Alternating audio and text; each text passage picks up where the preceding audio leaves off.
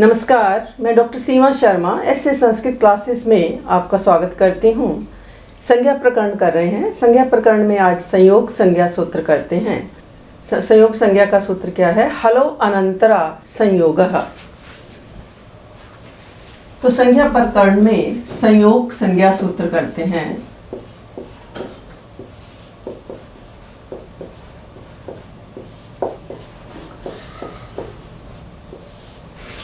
Hello अनंतरा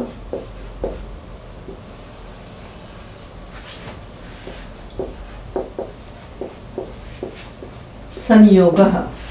hello अनंतरा संयोगः यानी अच के व्यवधान से रहित हलों की संयोग संज्ञा होती है।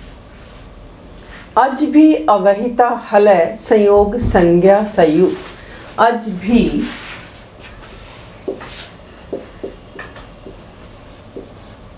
अवहिता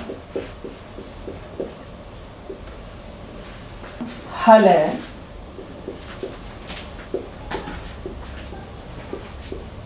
संयोग संज्ञा सयु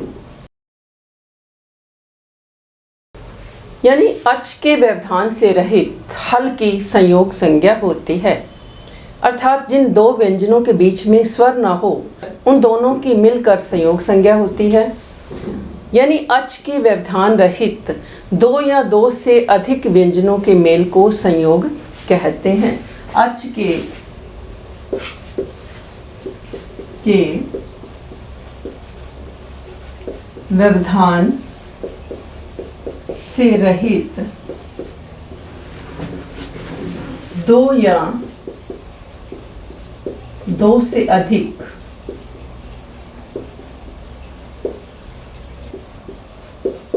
व्यंजनों के मेल को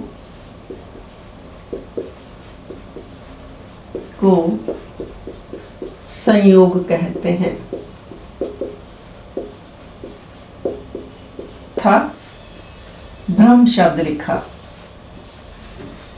तो अब इसका हम वर्ण विग्रह करेंगे कि इसमें भ्रम शब्द में कौन कौन से वर्ण हैं। तो कौन कौन से हैं? जैसे ब, र, आ, ह, म और अ। इसमें हमारे क्या हैं? ब, र, अ, ह, म और आ।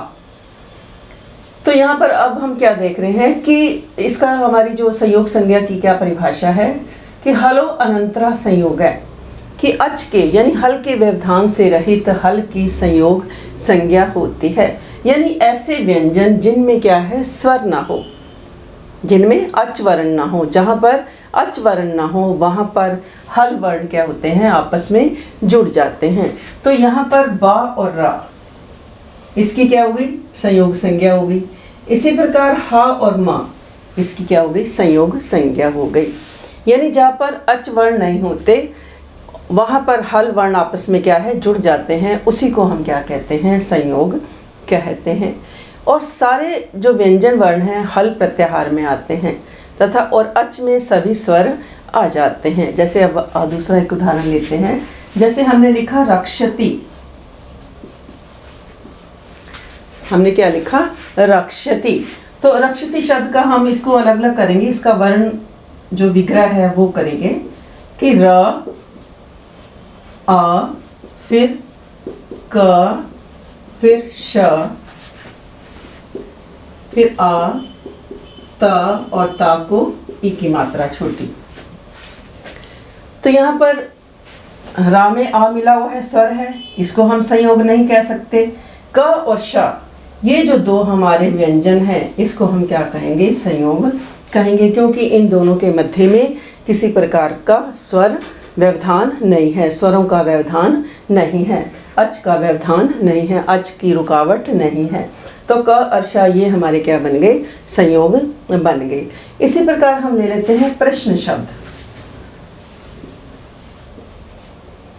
प्रश्न में प, र, अ, श, न और आ। प, र, आ, श, न और आ। तो यहाँ पर हमारा प और रा के मध्य में किसी प्रकार का क्या है, अच का व्यवधान रहित है, अच नहीं है। प और रा के मध्य में क्या है, अच नहीं है। र और आ के में क्या है, इसमें अच है, तो इसको हम संयोग नहीं मानेंगे। किसको संयोग मानेंगे, प और रा को संयोग मानेंगे। इसी प्रकार श, ना को क्या मानेंगे, हम संयोग मानेंगे। तो जहाँ पर क्या है कि संयोग संज्ञा कहाँ पर होती है, जहाँ पर अच ना हो, जहाँ दो व्यंजनों के मध्य में अच ना हो, यानी अच के व्यवधान रहित दो या दो से अधिक व्यंजनों के मेल को क्या कहते हैं, संयोग कहते हैं। तो र शब्द यहाँ पर क्या है, हमारा नीचे आया है। अब र शब्द कई बार क्या है, ऊपर भी आता है। जैसे हमने क्या यहाँ क्या लिखा, धर्म शब्द लिखा। तो धर्म को हम कैसे करेंगे, ध, आ, र और म और आ। ध, अ, र, म और आ। तो इसमें हमारे व्यंजन वर्ण जो संयोग है वो कौन से वर्ण हो जाएंगे, रा और म। ये दोनों वर्ण हमारे क्या हो जाएंगे, संयोग वर्ण हो जाएंगे। तो यानी जब र का किसी अन्य वर्ण के साथ संयोग करना होता है, यदि रा उस व्यंजन के बाद बोला जाता है तो वहाँ पर रा को उस व्यंजन के नीचे जोड़ दिया जाता है। जैसे प्रश्न में हमने क्या किया, प के नीचे रा जोड़ दिया। यानी यदि रा को उच्चारण पहले होता है तो रा को अग्रिम वर्ण के ऊपर की ओर हम डाल देते हैं। जैसे हमने क्या लिखा, धर्म को यहाँ पर हमने लिखा है। तो जैसे हमने शब्द क्या लिखा यहाँ पर, समृद्धि। तो अब इसका हम विग्रह करेंगे तो कैसे बनेगा, इसको हम अलग अलग लिखेंगे, वर्ण विग्रह करेंगे। तो स प्लस अ, म, री, फिर द, ध और ई। तो यहाँ पर हम वर्णों का संयोग क्या कहाँ देख रहे हैं कि यहाँ स और आ में क्या है, स में आ मिला हुआ है और उसके बाद माँ यदि हम लेते हैं तो इसको हम क्या नहीं मान सकते, संयोग नहीं कह सकते। तो संयोग कहाँ पर होगा, जहाँ पर दो व्यंजनों के बीच में कोई स्वर ना हो। तो कहाँ पर होगा ये संयोग, हमारा द और ध में ये संयोग होगा। दो वर्ण ये क्या हैं, संयोग माने जाएंगे। तो पेपर में किस तरीके से ये एमए के जो नेट का पेपर होता है उसमें इस प्रकार के प्रश्न पूछे जाते हैं, संज्ञा सूत्र पूछे जाते हैं। तो इसमें संयोग संज्ञा सूत्र के बारे में जैसे किस प्रकार प्रश्न पूछा जाए कि संयोग संज्ञा विधायक सूत्र कौन सा है, तो आपका उत्तर क्या होगा, हलो अनंतरा संयोगः। तो आपका उत्तर क्या होगा, हलो अनंतरा संयोगा। इसी प्रकार संयोग किसके मध्य होता है, मतलब ऑप्शन के रूप में भी आ सकता है कि संयोग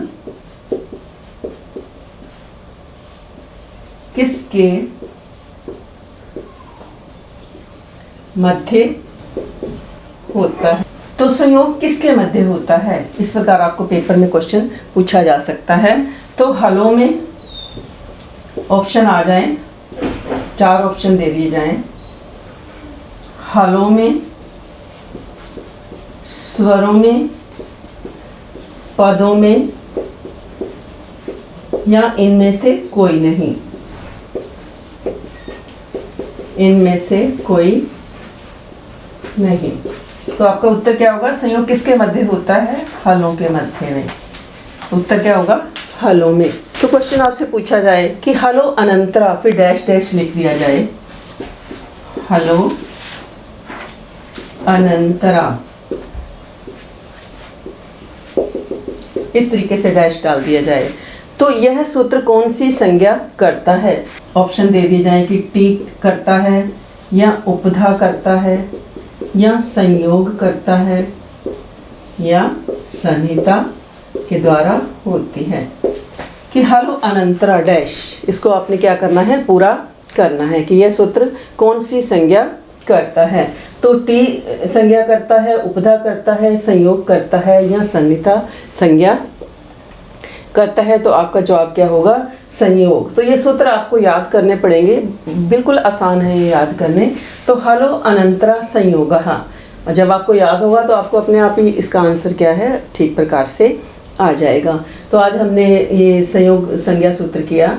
इसका सूत्र क्या था? हलो अनंतरा संयोगः, कि हलो अनंतरः संयोगः, कि अच के व्यवधान से रहित दो या दो से अधिक व्यंजनों के मेल को क्या कहते हैं? संयोग कहते हैं। तो आज के लिए इतना ही। धन्यवाद। जय हिंद, जय भारत।